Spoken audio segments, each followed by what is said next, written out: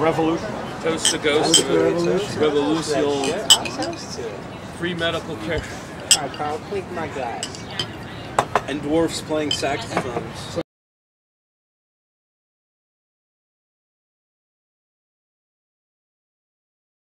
Why are we here? To free the beats. Free literature from its For publicity. and to scrounge up a panhandle for our bail bond money. No, we're here to save American literature. We're here to save American culture. And the only way to do that. What's that? What's the plan? How are we going to do that? By making noise and letting people see the true artists of our time, like Frank Welch. This is as historic as what the Beats did, right? Yeah, Frank? except that they wouldn't get shot for throwing potato salad. Front page of the Metro. That's just the tip of the iceberg. That's right. Yeah, we're in Plastic parks. We're in Time Out, New York, too. I'm at New York, NPR. Yeah, and WNYC is the biggest public radio station in the country. Is that Frank? In the universe.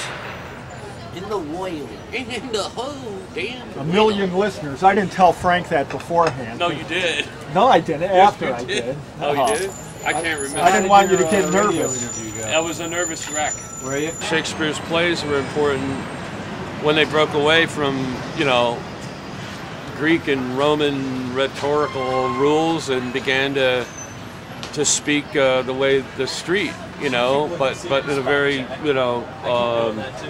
impassioned, important way, and it spoke to the average person or the common person in working class person in London during the Renaissance, and it also spoke to the highfalutin people like the Queen or the Dukes of Hazzard or whoever was in charge back then. And Hull did the same thing. It brought back the American language, which was ripe, after World War II, for a great piece of literature, of poetry, to be written, and assimilated by the people. Everybody read it. Everybody knew about it. Maybe he had a later flight. I don't know. It's You might just meet us at the event. Well, one of the things I noticed, like in my latest reading of it, and getting prepared for this event, was reading it again. Of course, like most people, I read it in my 20s and reread it over the last couple decades, but I haven't read it in a while, and I decided, well, I'll read it again. And I saw that the way some underground, some people I know, the way they write, the way I write, because I have a little bit more acquaintance with the way I write, because I'm the one who's writing it. That it was, you could see almost the machinery of how he was telescoping, like collapsing syntax, and then in turn meaning or semantics, so that it was coming on the way television was coming on, like quicker through all the senses. Getting the significance of what he was saying and the message. That's why a lot of people were shocked by it. Not so much of it because of its sexual openness and nakedness and of what it was revealing, or the seedier side of that generation, with their drug use and their tripping and so forth. But because the language was so, kind of like fast, like didn't stand on ceremony. But you could see the mechanics in there. You could still see it's sort of clunky. You know what I mean? It's still surreal. It's still like picking up from surrealism, from French surrealism, but especially Latin American. Looks like you got some French surrealism sitting right next to you. Yeah, this is not a mime or a pantomime.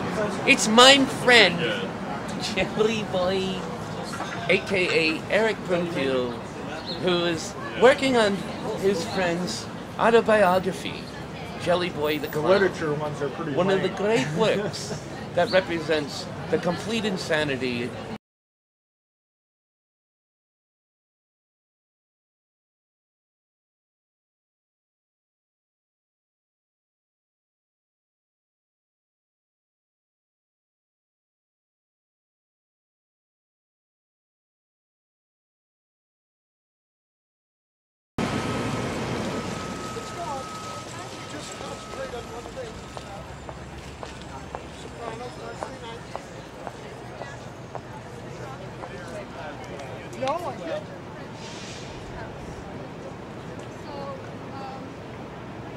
Ladies and gentlemen, I will begin with something very simple. It's called the trap.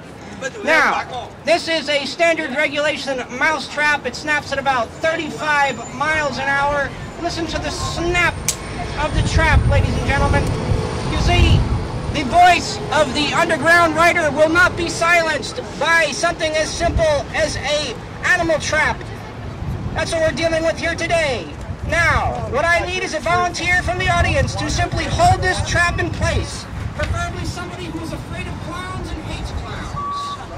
That's you, young lady. Come up to the stage, please. This is a stage now. We've created it as such. Now, put your thumb right there. No, right on the trap there. I am going to do something. When I count to 3, you let go, okay? None of the whole thing of this trigger right here. Are we understood? I think so. Okay, check this out. I'm being brainwashed. Help Okay, me. check this out. She's being brainwashed. When do I let go?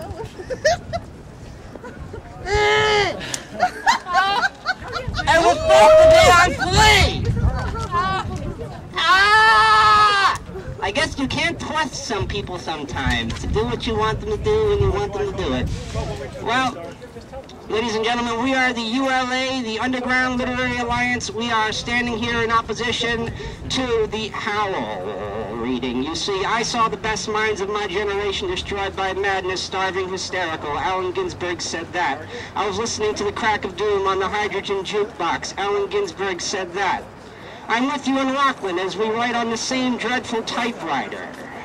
Baseball bicep, high school thigh, fuck me master. Allen Ginsberg said that. He said all of these things, and he was kicked out of this university not once but twice, ladies and gentlemen, and he threw potato salad at the university itself. Other times I've heard it said that the water buffalo had drowned in bed while dreaming he was out while the moon was red.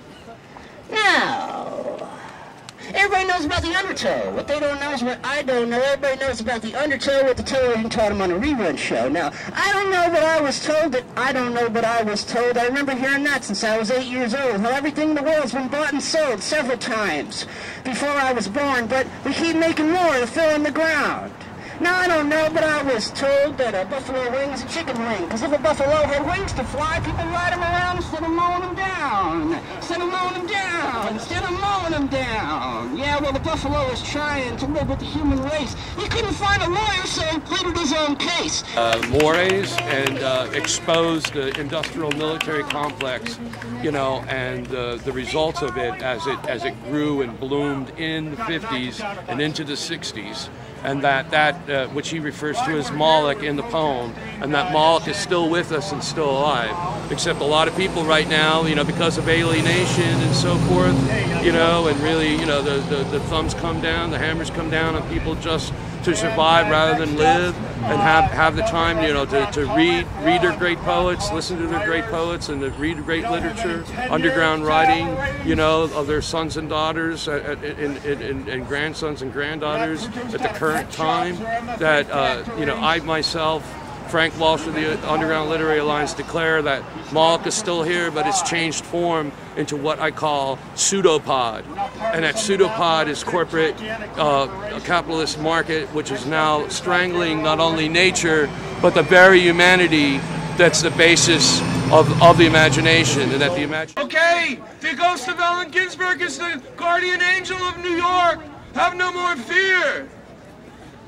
O tree in the eye, that for all its worth soared, unstoppered the vein blood, blew through some hole, wrought in the works where the gate, we were told, stood, up on hindquarters, like iron hinges, whispers of children, stilled, and cocked an ear or two to hear the latch drop a dime that shook the rafters' naked age, sang stories that unfolded bones and opened wide, seeing signs in the fire forgotten wars. I gotta stop smoking. All right, anyway, now I'm turning red. It was almost as if I'd been here all along. You know, waiting for my bucket of beads so I can go west to the promised land, like they told me. This is called Occult Iraq. They burned the place block by block, buzzed the kids not watching television to turn their lymph to acids. The flesh would be delicious if you could put your head on backwards. Then the mouth and teeth would switch positions, like a rich man walking from a dead heat through the eye of a camel and dealing needles, just right of center. See for yourself the hanging gardens of La La Land. Minds panning for cameras under a red crescent. The radios were hawked in the hospital without walls. Air conditioning optional. Remember, we learned the hard way, but what was suppressed for the general good times of the few, and far between the lines of high mass media, well-intentioned, hung together without real wires or without even glue. Your name is Jack Ballard? Saunders. Jack Saunders. Yes. And why are you here today? I'm here to support the ULA in protesting the reading in honor of the 50th anniversary of the publication of Allen Ginsberg's Howl. And why are you protesting this event? I think it's a farce. I think that the people who are participating, they aren't fit to carry Allen Ginsberg's jock. And who are these people that are participating today? They're academics and successful writers. And what makes them unfit? They're part of the establishment that Ginsberg was trying to overturn and did shake up with his poetry and his activism. Now they're trying to assimilate it into what they're trying to do? Yeah, they're trying to defuse him with acceptance and neutralize his message by celebrating him. The way to celebrate Allen Ginsberg is to write books like Howl, poems like that, and they're not doing that. ULA is holding a demonstration to protest Allen Ginsberg's co-optation by the establishment, as if someone could say now what he said 50 years ago at the 6th Gallery in San Francisco. Can you imagine what would happen to you if you tried it? You'd be called a whiner, a crybaby, just another lady who protested too much. Someone with a twisted personal axe to grind, a malcontent. Go to the chaplain and get your TS card punched. Tough shit. Who are you a spokesperson for? What demographic group? Yuppies, young Republicans, the Fellowship of Christian Athletes, Jews for Jesus, MFAs with tenure-track positions in universities?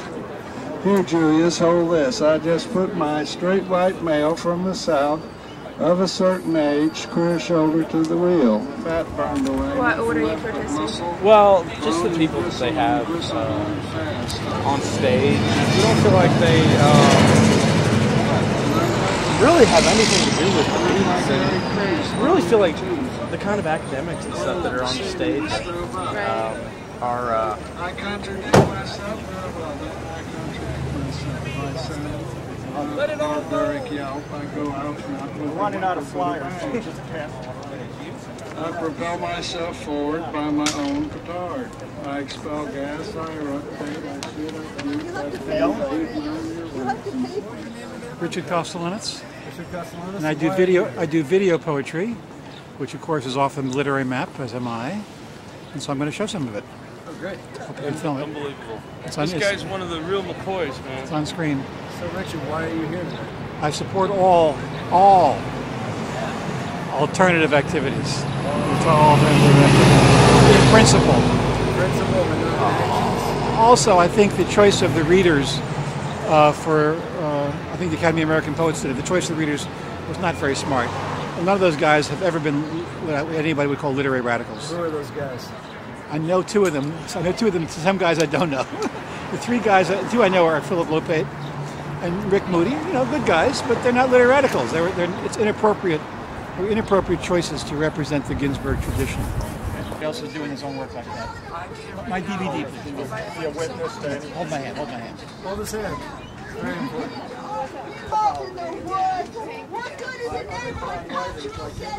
It's getting freaking cold here. I'm going to go home soon. When's your turn? I don't talk. I don't do live readings. You just hold up your thing? Yeah. That was the idea. So have you come here to see a beauty protest? Oh, what are you videotaping this for? I don't know anything about it. I think you should get a haircut, young man. You do?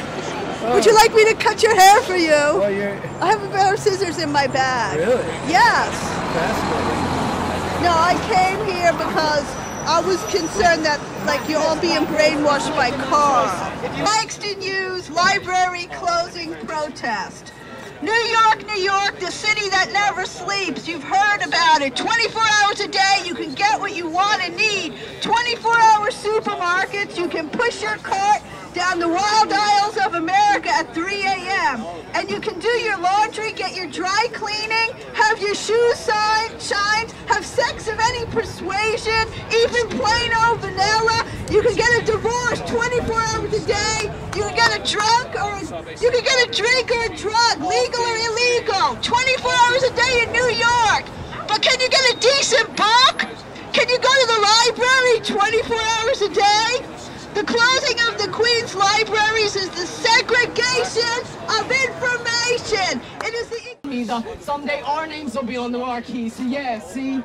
It's the I love everywhere poetry is taking me, because I always seem to find I was always there, you see. It's the always keep your eyes and heart open and never turn your head trying not to see. It's the not afraid to learn from various cultures in me. It's the I right the wrongs and turn left when they try to write for me. It's the idealist in me, the saxophone lover coming off some other issue in me, the Amir Baraka raising his fist in me, the Miguel Pinheiro trying to make something out of nothing in me. It's the Bobby Seale, Abby Hoffman, Allen Ginsberg in me. All the souls of the past, present, and future that first birthed the fire revolution in me. It's the I don't see the way you're different than me, the way poetry's been consistent with me, the way she's painting shadows on the sea, the earth in me, the desire to curse in me, the Bhagavad Gita in me, the studies the Quran, Kabbalah, and Tao Te Ching in me, the different sects of spiritual intellect, the Analects, the Book of the Dead, the Nietzsche side, so it's up to Bukowski, Levian, and Mitchell in me. It's the existential, fundamental, neo-Buddhist, and cultural influence of Patty, Bob, and Jimmy in me. It's the voice of God in me. It's the Kaligha Braun in me. It's the what's going on in me. Where's the future poetry promised me? I was looking in the bathroom mirror and I saw you, and I saw me, and I saw it was the I and I stand alone in me. It's the by and by I claim the throne in me. It's the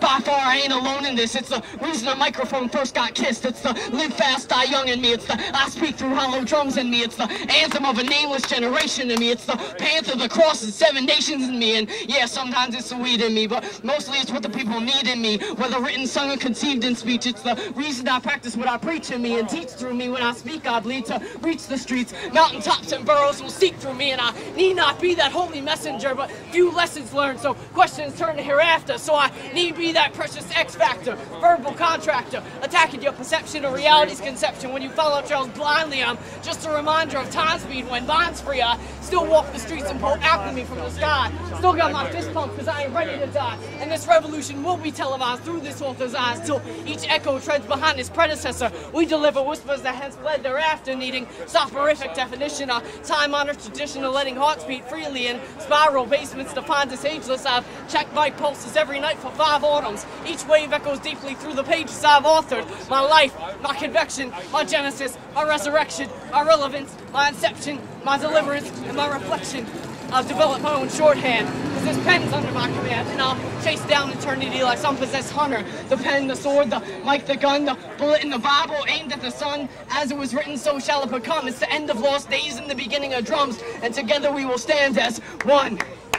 Woo! Woo! All right! Hey, how are you doing? This gentleman is a real McCoy man. My name is Richard West. I'm a playwright, a musician, and an actor. And I have I'm going to read something from protesting the Federation of East Village Artists and the commodification of Bohemia down in the East Village and the province of the commercialization of Bohemia. We don't need no P.T. Barnum and Baileys of Bohemia.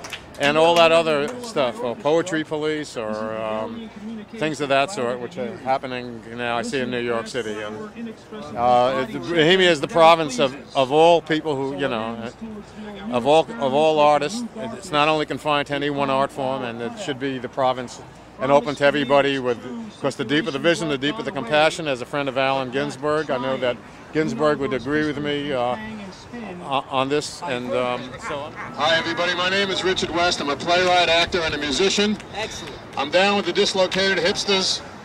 And the commodification of Bohemia is reprehensible to me. I was a friend of Allen's. I'm also a native of Manhattan and the Lower East Side, born and raised.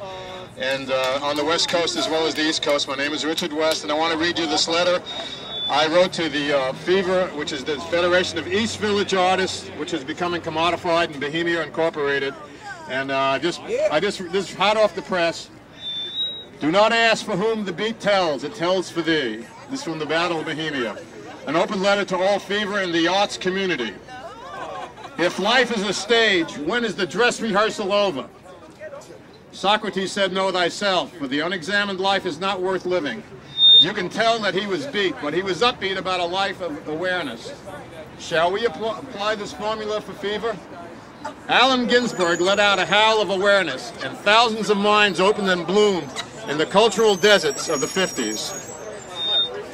He spoke for everyone, but in particular a certain sensibility shared by a Bohemian brotherhood and sisterhood, to which it was to assert itself later in feminism.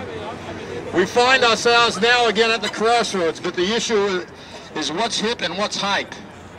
Ah, Bohemia, where art thou? You come and go through history, donning many disguises, and leave no forwarding address. From that fire circle to the cave, to the dramas of Gilgamesh, and to the Greeks. In the circuses of Byzantium, to the troubadours in the Middle Ages. In Don Quixote, Shakespeare and his merry men, up from the Renaissance to the enlightenment of democratic ideals to the Romantics. We hear your call in the horns of the Jazz Age, the brushstroke of the abstractionist, the satires of the Dadaist, and the unconscious realms of the Surrealist.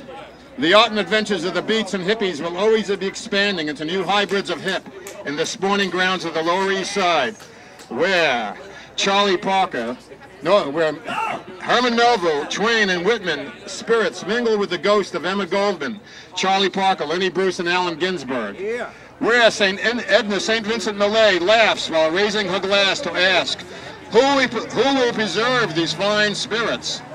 Certainly not the greedy capitalists of the $1 million condos gentrifying the neighborhood. See overlooking and bulb ceremonies in a bar nearby. This is where, and I imagine, North Hemisphere sully shots and effects. Silhouettes, the veranda chest cane, beach towel, rope shirt. I am ill-defined. I get to watch, to sit on down steps a 30 or 31st day. My wool is muddled, confused, or shagged. I cannot remember. In fact, this is entitled American Clowns. It was actually written not for Jelly Boy, but a certain other clown who's residing in some big house south of here. American Clowns. Up, down, in, out, buy the ticket, jump and shout. They charged us to get in and gave us bozo. Welcome to the Carnival Madhouse. Star-spangled, bloody red, white flags of hate flapping across Chevrolet skies. The speakers crackle as popcorn spills over purple theater seats, and the curtains rise from the Dolby Technicolor canvas of Hollywood gods with psychedelic eyes. They charged us to get in and gave us bozo. We can't complain. We asked for this shitty mess, this comedy of buffoonery with our votes of approval of the sideshow of fame. Political hacks, unendurable clowns with cynical raps and caverns for brains. They charged us to get in and gave us bozo. We'd like to flee, at least escape the images and the script of this intolerable media show that's making us sick. Cotton candy rock star video, NASCAR basketball, celebrity showtime imbecility, 300 channels, 24-hour talking head non-sex experts, brainwashed puppets. This is Nancy. What's going on? I don't know. Why are you finished? Battlefield cries as casualties on. Latest blockbuster distraction.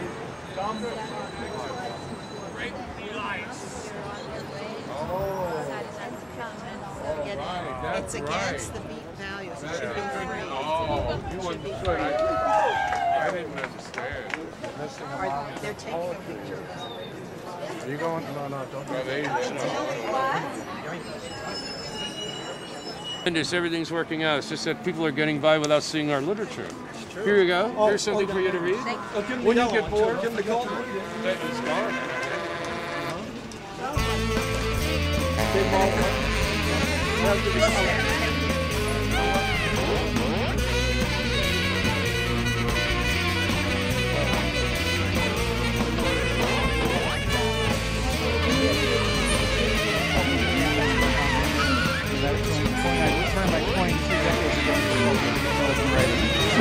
And Ginsberg was finally co-opted by it. I mean, it's eventually published by Harper and Row, but they're selling books to the chains. And literature is not sold to the chains. It exists outside the chains in this country, especially innovative literature. This is outline literature, and this is what I do. There's an entry on the Encyclopedia Britannica, so I've done something successfully without having been part of the commercial literature. And tell me, how should literature be distributed if not through the commercial? By word of mouth. By word of mouth. People, when they see something, tell their friends what they liked. Hell with ads, hell with reviews. And actually, artists work that way. I mean, I don't read reviews. Farmers were Americanized. They had the social psychology of our people. You're bourgeois scum, you know nothing. The ultimate truth is, this is an Orthodox school. You Christian fools never move. You never knew. Professor Antoine Saint-Beau is my teacher of comparative religion. He told me that our Lord Christ was gay. He loved me and I loved him. We loved each other. The ultimate truth is, the whole faculty is Orthodox scum. Amen. Onward, Christian soldiers, going to war. I mean, when Ginsberg wrote that poem, he'd been expelled from Columbia. I don't know if that was before or after he was put in a sanitarium, but they were all hobos and misfits and street people and interactive literature. You're not going to find that in there. When we give readings, we get heckled by our audience and we heckle back. That's the way it's about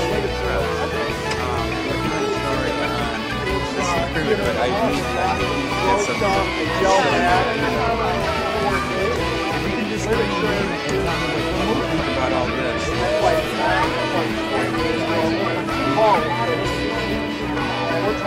I kind of thought that maybe they were writers sort of doing an ironic protest. I imagine they're not with that gender use medication. But so what did you want to look at? Just kind of what it's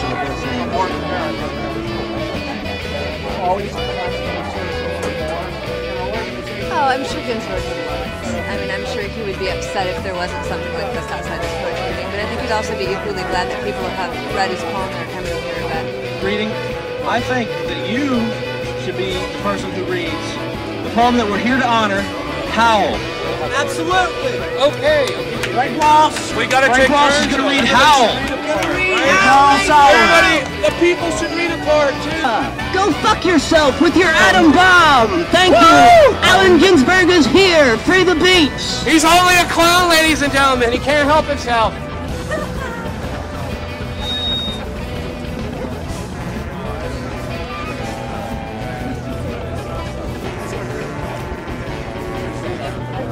I saw the best minds of my generation destroyed by madness, starving, hysterical naked, dragging themselves to the Negro streets at dawn, looking for an angry fix.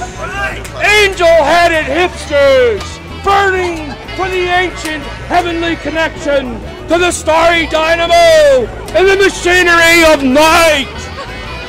The supernatural darkness, burning, help me, who, poverty and tatters, and hollow-eyed and high, sat up smoking in the supernatural darkness of cold water flats floating across the tops of cities, contemplating death, who bared their brains to heaven under the L and saw Mohammedan angels staggering on tenement roofs, illuminated, who passed